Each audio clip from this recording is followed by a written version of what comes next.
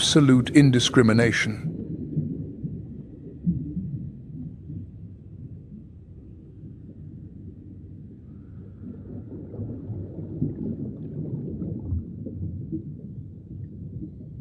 Scientists call them the garbage cans of the ocean, and that is not an insult.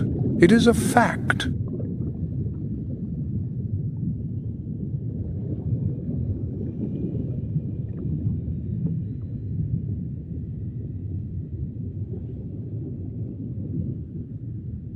Inside tiger shark stomachs, researchers have found license plates, tires, boat cushions, oil cans.